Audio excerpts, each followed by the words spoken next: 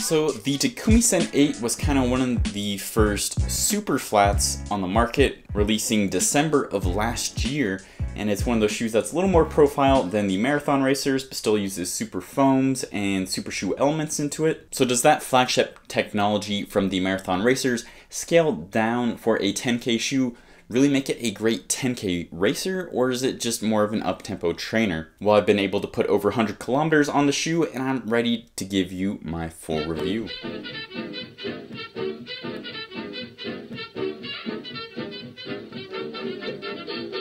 So throughout this review, I'll be using my Stoplight rating system, which means I'll give the shoe a red, yellow, or green light.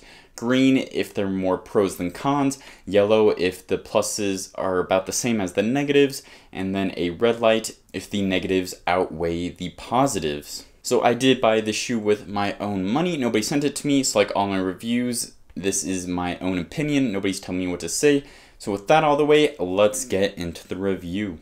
Let's go ahead and start with the upper. So I thought with this shoe, it had a good length. You know, I didn't think it was too short. I did go true to size. I didn't have any heel slip with it, but I did find it difficult to put on. I think that the way the tongue is attached, it's a little too high, and the shoe itself is not very wide. It's very slim. It has that snug racing flat fit to it, so it definitely, you know, have to play around with the laces and kind of squeeze your foot into it. However, once you do get it on, it does have a very secure midfoot wrap. When I was testing it out on the track, I found that even when I was doing turns, I had a good lockdown and my foot was not sliding around at all. So since there is no padding around the ankle collar, I had to make sure that my no-show socks weren't too low, otherwise the material would kind of rub into my ankle and leave some blisters. As for the breathability, I wore these shoes on some warmer days and never felt like I was overheating,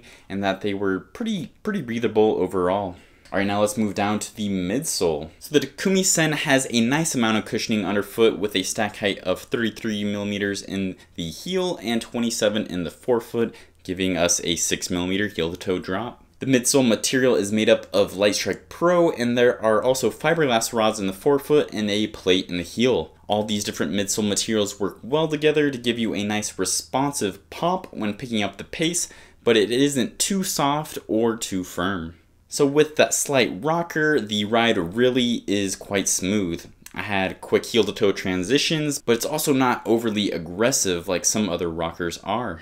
So even though I don't have a ton of miles on them based off my previous experience with Lightstrike Pro, I can see these holding up pretty well and better than some of the P-back shoes.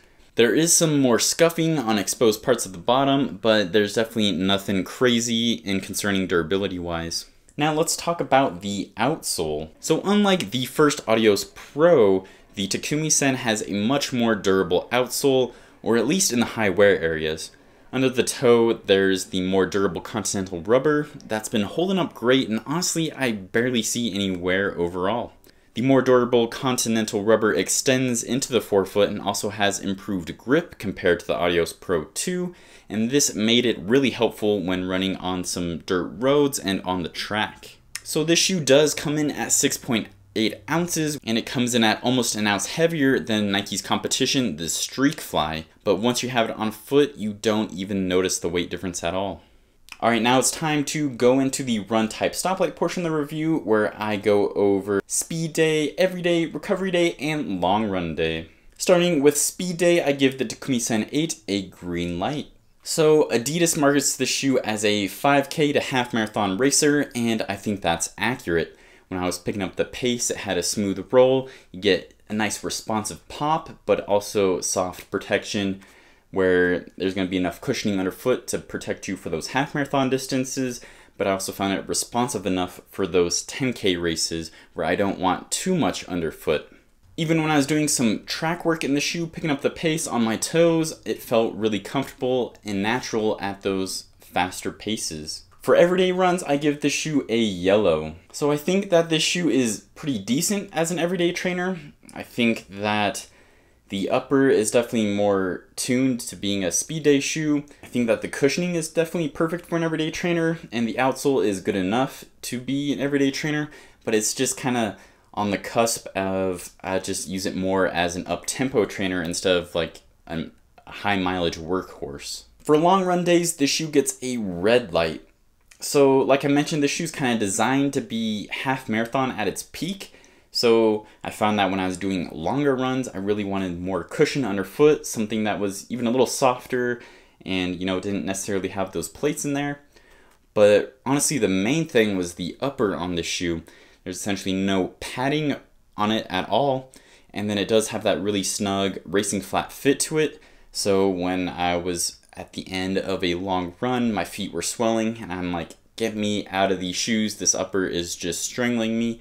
But if you're doing something like a 10K where you won't be on your feet the whole time, it works, but not a long run shoe for me. Recovery day, the Takumi Sen 8 also gets a red light. So this is similar to what I thought about long run days, where I just want a more comfortable, more plush upper, a shoe that's, you know, a little more plush underfoot, not quite as responsive or rockered. And honestly, this shoe is kind of built as a racing flat, and I think that's what it's best at, is for picking up the pace. So the Takumi Sen 8 costs $180, which I think is pretty expensive for this shoe, especially considering that Nike has the Streak Fly at $160, which is $20 less. And then I think that the SC Pacer, which is going to be New Balance's 5K, 10K racer, will be like $150 even. So definitely on the higher end of things.